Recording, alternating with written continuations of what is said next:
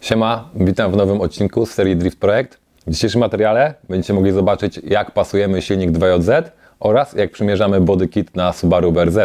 Ale zanim zaczniemy, partnerem dzisiejszego odcinka jest firma FMIC.pl. FMIC.pl to firma produkująca części tuningowe takie jak interkulery, łączniki silikonowe, kolanka, rury aluminiowe oraz chłodnice oleju. Specjalnie dla widzów Drift Projekt przygotowaliśmy rabat 15% na wszystkie wcześniej wymienione produkty. Wystarczy, że użyjesz kodu rabatowego Drift Projekt przy najbliższych zakupach. Więcej informacji macie w opisie. A teraz zapraszam na materiał.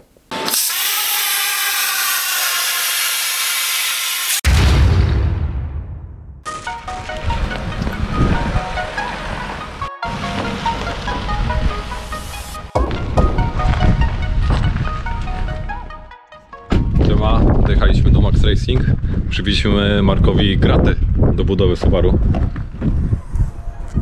Tak.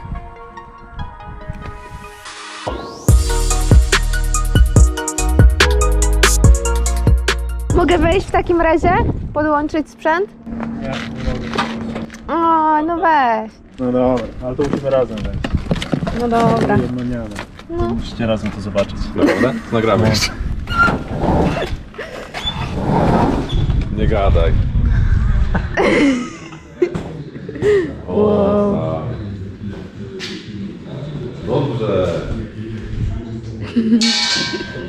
Ej, no już prawie gotowy. Masz na takim patencie zrobione, fajnie. Tak, to tak na sztukę, tylko bo i tak to wiesz, jest do zdjęcia, więc tam sporo ja wiesz, w środku powycinałem różnych rzeczy, no nie? Nie no, myślę, że jak zmontujemy dzisiaj całość, no nie? Z tyłem też jak się wjedzie, no to będzie fajnie. Jak już zaczynam przypominać samochód. Jeszcze wiadomo, daleka droga. No ale wizualnie już jest, Też ta morda trochę pójdzie w górę delikatnie, no ale to akurat na tyle mi tam starczyło tych podpórek.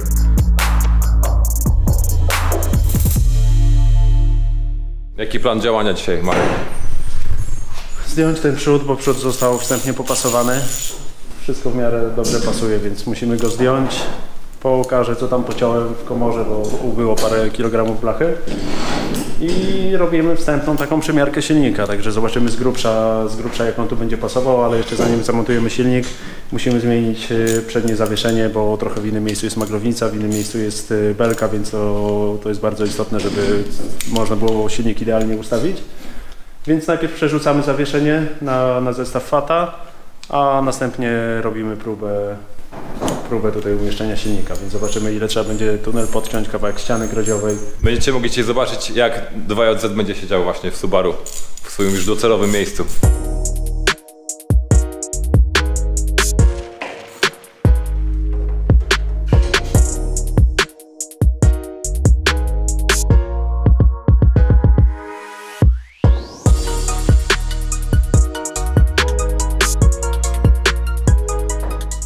W międzyczasie pozbyliśmy się paru niepotrzebnych rzeczy. Tu były wzmocnienia, które mocno nam ograniczają przestrzeń w komorze na silnik. Dodatkowo usunęliśmy całe wewnętrzne podszybie. Dzięki temu mamy swobodny przepływ powietrza, które będzie uciekało z komory silnika, bo tutaj mieliśmy taki hamulec ustawiony w zasadzie na to powietrze, a w tym momencie bez żadnego problemu to będzie sobie uciekało. Pozbyliśmy się różnych jakichś takich śrubeczek, mocowanek, uchwycików, które gdzieś tam przy seryjnej wersji są potrzebne. Nam to nie jest potrzebne, to będziemy wszystko dorabiać już indywidualnie pod osprzęt, który zamontujemy. Demontujemy zawias, musimy zamontować nowe zawieszenie, które już będzie docelowe w samochodzie i odkręcamy śrubki, które trochę są już też porzewiałe, ale może damy radę jakoś.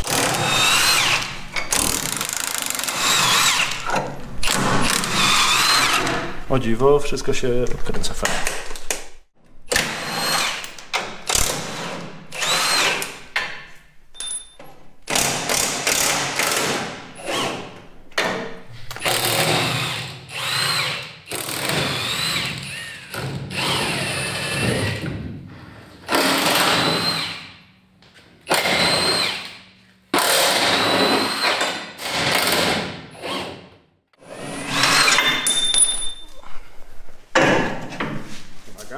Jeszcze jedna.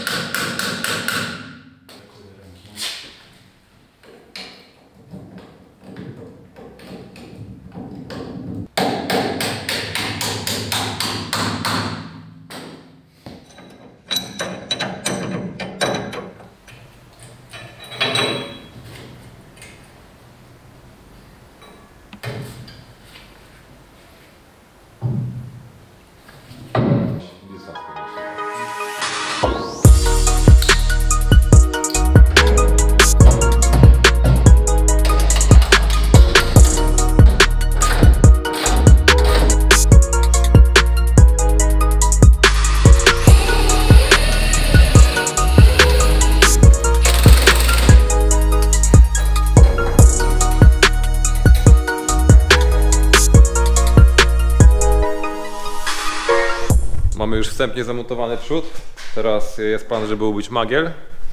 Na dzisiaj zostało zawieszenia nam zamontować w zasadzie magiel, żebyśmy mogli spasować silnik. Musieliśmy zmontować to dzisiaj na oryginalnych seryjnych amortyzatorach i seryjnych mocowaniach. Docelowo są górne mocowania z pełną regulacją, z przesunięciem na zewnątrz amortyzatora, no i zupełnie inne amorki, ale dzisiaj amorków nie mamy i dlatego montujemy to na seryjnych. Ale tak nie zostanie. Teraz zobaczycie sobie, jak myje się magiel fajnym kwasem. Co to za kwas? Nie wiem sam, ale wypala skórę. Kwas do wypalania skóry. I to tak wypala od razu, czy trzeba poczekać? Chwilę trzeba poczekać, zaraz będzie reakcja.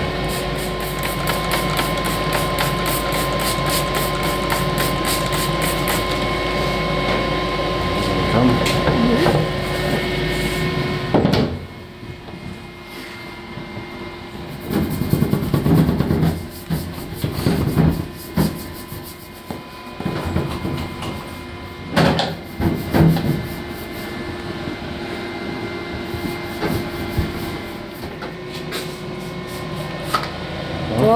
O, blisko, co?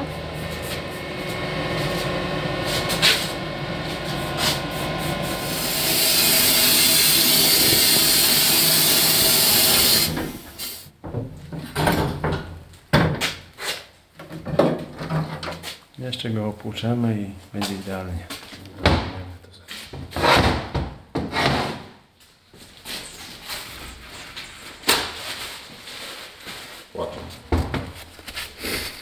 Z grubsza na razie, później i tak będziemy przed docelowym montażem to wszystko czyścić.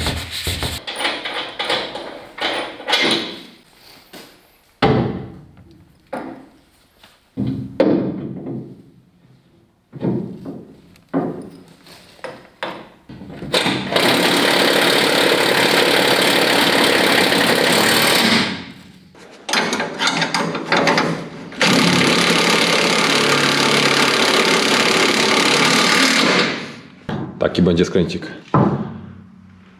Jak tu damy koło, to jest 70 stopni ponoć, zestaw skrętu ma. Tak więc będzie można latać grubymi kątami. Co jest najciekawsze, że jak pewnie widzieliście, auto było angielskie.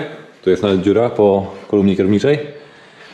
I mamy zamontowany, już rzeczywiście wszystko będzie przekładka na lewą stronę, żeby kierownica była po prostu po lewej stronie jak w europejskim aucie. Ale maglownica, którą zastosowaliśmy, jest z BMW E39 angielskiego. No, silnik mamy już złożony, zobaczcie, tutaj na gotowo. Nie no, tak naprawdę to Marek zorganizował jakiś silnik tutaj na... Silnik pasuje do przednich amortyzatorów. No dokładnie. Dobra, dawaj, jedziemy takie. Aż to już jesteśmy na żywo, tak? Już lecimy, więc Już wszyscy to widzą. tak. Dobra, mamy taki silnik przymiarkowy, zrobimy próbę, on nie jest do końca kompletny, ale to co jest najważniejsze, czyli miska, głowica i skrzynia biegów jest na miejscu, więc będziemy mogli sobie pomierzyć, w którym on dokładnie miejscu będzie siedział i ile tunel potniemy. Także pierwsza próba.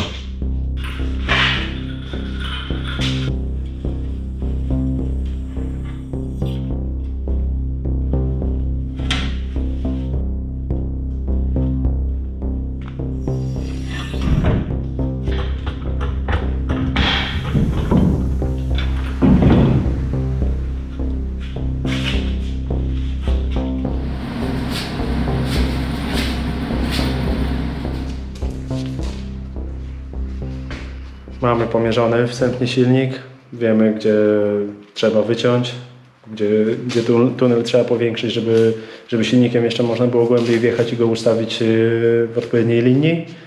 W zasadzie praktycznie do nóg kierowcy musimy pozbyć się całego tunelu i zrobić go od nowa. Żeby i skrzynia mogła głębiej wjechać i żeby tą skrzynię można było w każdej chwili później wyjąć bez jakiegoś opuszczania całego zawieszenia. Tylko swobodnie będzie można tą skrzynię wyjąć i jednocześnie jest to zrobione z takim zapasem, że w przyszłości jak będzie skrzynia sekwencyjna, to też bez żadnego problemu się zmieści. Mamy całe szczęście też na miejscu skrzynię sekwencyjną, z której pozdejmujemy sobie wymiary, żeby mieć pewność, że jak w przyszłym sezonie czy w kolejnym zamontujemy, to nie będzie trzeba już tunelu modyfikować, tylko samą skrzynię zmienimy. praktycznie z tą linią jedziemy równo i można powiedzieć, że prawie że do mocowania foteli musimy się pozbyć tego oryginalnego tunelu, musimy go powiększyć, jednocześnie go zrobimy symetrycznego, bo fabrycznie on nie jest symetryczny i to tak zawsze później będzie to ładniej wyglądało, bo mamy deskę na samej górze, dół nie jest zakryty, więc jak będzie ładny, symetryczny tunel, to środek wizualnie będzie też fajnie wyglądał. Tutaj możecie sobie zobaczyć wzmocnienia tunelu, które... Dorobimy to wzmocnienie nowe, większe, bo nie może być tylko sama zabudowa zrobiona i do tej zabudowy przykręcona skrzynia, także będzie całe wzmocnienie od nowa wykonane, żeby to się wszystko trzymało. No, ale musi być to po prostu większe. Skrzynia, jak wam mówiłem, będzie 3.0 diesel, ale jak przyjdzie dobry czas, no to wrzucimy sekwę. Dlatego też właśnie robimy specjalnie miejsce pod sekwencyjną skrzynię biegów. I co, no teraz Marek zabiera się za cięcie. Czyli zaczynamy odtąd, lecimy dotąd. No, I zaczynamy mniej więcej gdzieś na tej szerokości. dokładnie, no.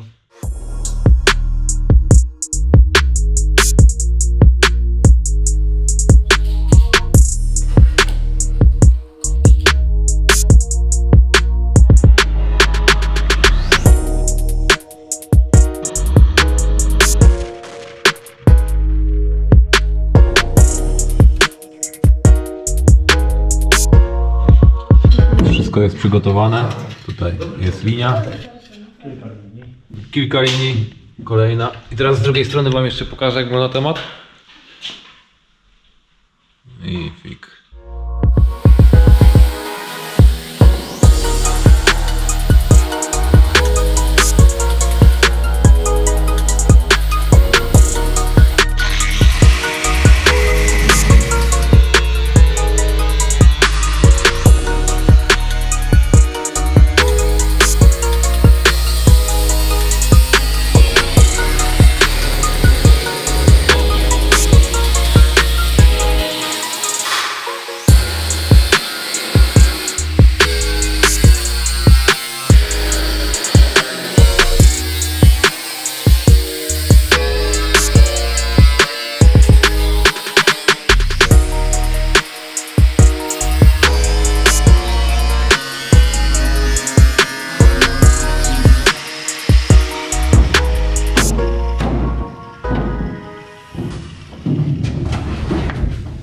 Byłem? Nie wiem jeszcze. Ale może... No, do ciebie. Ty, jaki ciężki w ogóle. O, to ważne. Nie, też z grubszej blachy, tak jak wszystko w tym samochodzie jest cieniutkie, tak ten tunel jest taki, widzisz. Zobacz, Asia, patrz. Zlew sobie w domu zrobimy. No patrz, ty. Osłona taka pod umywalkę na dole, Tak. Dokładnie. zamiast szafki.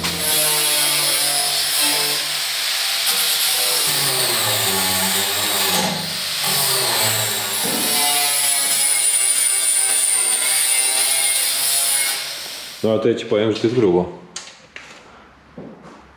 Folią się przykryje. Tak wygląda sytuacja. Kawał lochy wycięte. Jest dobrze? No tak wygląda może przerażająco teraz, ale docelowo jak się to wszystko zabuduje, to już nie będzie tak wyglądało na tak duże, bo nie idziemy stąd dotąd, tylko nowy tunel będzie się składał z 2 albo nawet i z 3 części. Tu będzie taki dość wąski lejek, żeby zawęzić to przejście na skrzynię biegów, następnie stopniowo dojście dotąd, więc to teraz jest dużo wycięte, ale to tylko na potrzeby, żeby zrobić ten tunel symetryczny, bo on był fabrycznie pod kątem i w tamtą stronę bardziej przetłoczony, więc przez ten wąski lej, który będzie na początku, to wszystko nam się zawęzi fajnie. To robimy przymiarkę teraz, nie? Drugą. No robimy przymiarkę i go tak pewnie już zostawimy w miejscu docelowym.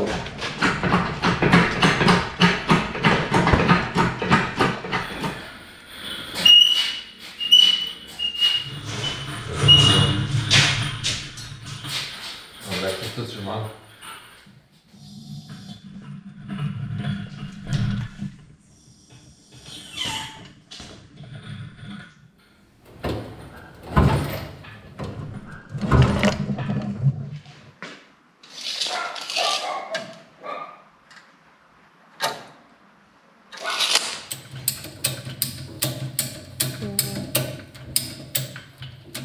Mamy przymierzony cały motor, skrzynia jest złapana na pasie. I tak mniej więcej będzie już docelowo przymierzony silnik. Wstępnie tak, pewnie tam plus minus 2-3 mm w którąś stronę jeszcze będzie przestawiany, żeby był idealnie wypoziomowany. Ale ogólnie docelowo tak w tym miejscu on będzie na tej wysokości, tyle odsunięty od ściany grodziowej. Mamy poduszeczki, do tych poduszeczek trzeba dorobić łapy, żeby silnik się trzymał belki. To samo jeśli chodzi o skrzynię biegów. Po to mieliśmy wszystko wycięte, żeby teraz można było sobie z zapasem tą zabudowę całą zrobić. Więc z tego zapasu zostawimy tyle, żeby tą skrzynię można było spokojnie wyciągać w każdej chwili. Tak wygląda od przodu JZ-cik. I tutaj właśnie sprawdzaliśmy też z Markiem, jak na osi siedzi silnik, no bo jakby nie patrzeć, no JZ jest w miarę długi. I jak się tutaj można przyjrzeć, no to tak wydaje się, że na 4. cylindrze, tak? Na 4. cylindrze tak jest wychodzi. mniej więcej 8. Górne mocowania mniej więcej są na wysokości 4. cylindra. No i zaraz pójdziemy jeszcze tak z ciekawości do Nissana S13, tak? Spojrzeć jak to wygląda. 13 też z 2JZ-em i zrobimy porównanie, bo wydaje mi się, że jest dokładnie tak samo, albo nawet i tutaj jest silnik troszeczkę cofnięty bardziej niż w Nissanie, ale to podejdziemy, zaraz zobaczymy, bo nie pamiętam jak było. Okej, mamy S13 i teraz spojrzymy sobie na przednią oś, tak mniej więcej. Spróbujemy się porównać. Tu jest gdzieś 4. cylinder. To wychodzi na to samo jak nie? Jak Nie, w no moim BRZ-cie? zdaniem w BRZ głębiej siedzi. Koło centymetra, może 1,5 jeszcze delikatnie to silnik będzie dosunięty do grodzi. Także siedzi tam trochę dalej, czyli w ogóle cały mit o tym, że w BRZ silnik jest dużo przed przednią osią, to Obaliliśmy. obaliliśmy. Jest obalone. A możecie sobie zobaczyć, jak wygląda właśnie przygotowany JZ przez Marka. No jak dla mnie jest to naprawdę mega. Wygląda kozacko. Zrobimy podobnie? Myślę, że zrobimy ładniej. W sumie to możemy tu pokazać. Myślę, że będzie trochę w tym klimacie.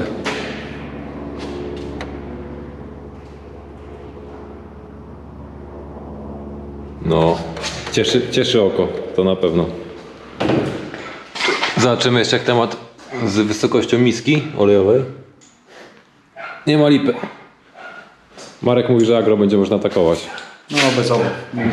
Miska jest dużo wyżej niż przednie wzmocnienie i belka. Ewentualnie dla bezpieczeństwa zrobimy jakieś jeszcze, puścimy jakąś osłonkę, żeby się ewentualnie gdzieś tam tarki nie złapał, ale no bez obaw nic się nie powinno wydarzyć. Pokażemy wam jak wygląda tył, ponieważ tutaj niedługo się zmieni dosyć mocno sytuacja. Marek, planujesz zabudować trochę tył, słyszałem. Tak, no ostatnim razem wycięliśmy tak mocno z grubsza ten tył. Był w zasadzie obcięty, tak jak widać, obrys. A ja jeszcze sobie podocinałem wszystkie krawędzie, zewnętrzny fartuch błotnika. Cały w zasadzie ten boczek, bo tutaj była blacha pofarowana fabrycznie, były jakieś uchwyty i był tak jakby tylny pas pod tą szybką, który był mocno poprzetłaczany i miał dużo różnych otworów, które finalnie po całej budowie auta by brzydko wyglądały, więc cały ten kawałek został wycięty i zostanie to załatane blachą. To nie będzie też taka zwykła blacha, będzie miała fajne różne przetłoczenia na tej części. Tu jest mały wsporniczek, a w tej części montujemy chłodnicę. Ona mniej więcej będzie pod tym na wysokości podszybia. Cała pozostała część ściany będzie szczelnie zabudowana, też będzie zrobiona poprzetłaczaną blachą, wszystko będzie dookoła szczelne, także będzie można sobie powiedzmy po zawodach czy po treningu zdjąć klapę i karszerem umyć cały tył bez obaw, że coś zostanie zalane. A tym samym unikniemy kłębów dymu wpadających do środka i jakiegoś syfu zbierającego z trasy. Okej, dobra, co, bierzemy się za body kit. Dokładnie. Tak? Tylko z tyłu wszystko wiemy? Zaczynamy, bo przód idzie szybko.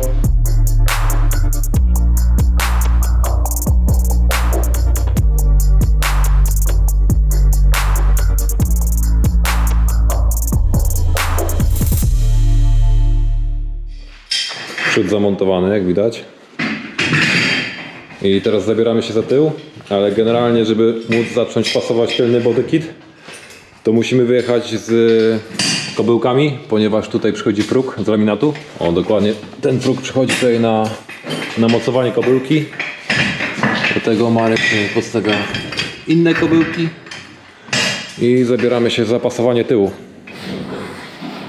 To przekręć kobyłkę w górę.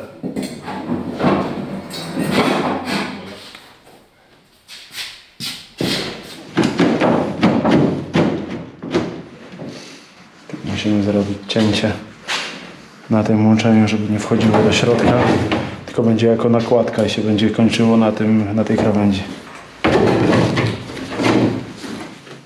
U mnie wygląda ok. Tak? Tam siedzi w miarę dobrze? No, jak sobie ten nogą przełożyłem, to jest ok.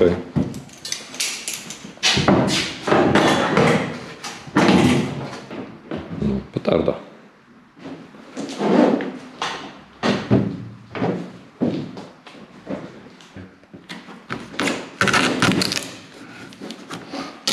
Też.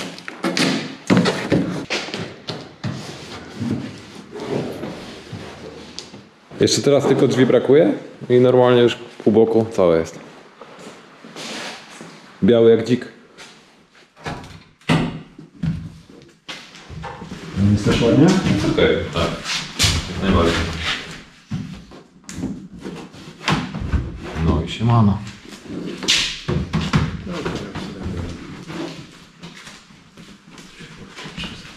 Ja złapię po jednej śrubce, też zobaczymy.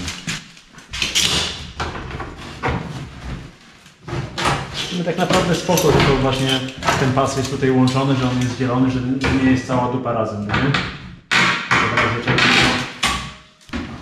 Że w razie czego, no to wymieniasz sobie jeden błotnik, czy ewentualnie ten tylny pas, a nie, że całość od razu musisz. Szczerze mówiąc, to i tak chyba długo nie przetrwa, mi się wydaje. Się obawiam. Wiesz co, zobaczymy, bo nawet się zastanawiałem, czy to w ogóle kurna będzie. To jest sens, nie? No. No bo jak Wyjdzie przyłożymy w prawo. zderzak, to tego nie będzie widać. No nie będzie widać. No. Bo klapa akurat będzie dochodziła do zderzaka. W klapie będziemy mieli, wiesz, wylot powietrza, więc jeśli tego nawet nie będzie, to też jakieś tam przerwy będą, żeby to powietrze sobie z chłodnicy uciekało. No ja się bardziej obawiam tego, że wiesz, wtedy będzie delikatny kontakt i to wszystko się naruszy, albo wyrwie mocowania, albo popęka laminat. No to na pewno. No, więc nie wiem, czy to jest po prostu potrzebne. No ale no dobra, przyklejmy to, zobaczymy. Ty no, dobry spasik. Efektuał robimy, nakładamy klapę.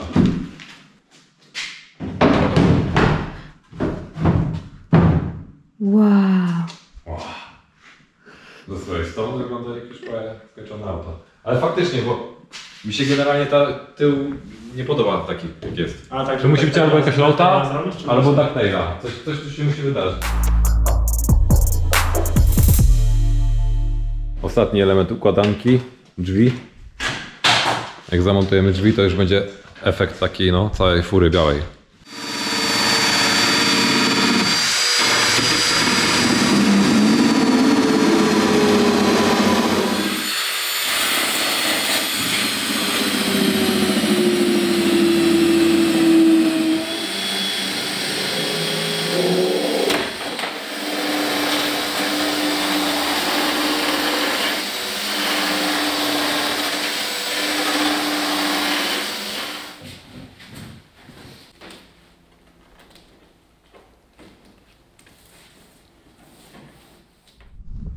Mamy zamontowany cały body kit. Zobaczcie, jak się prezentuje.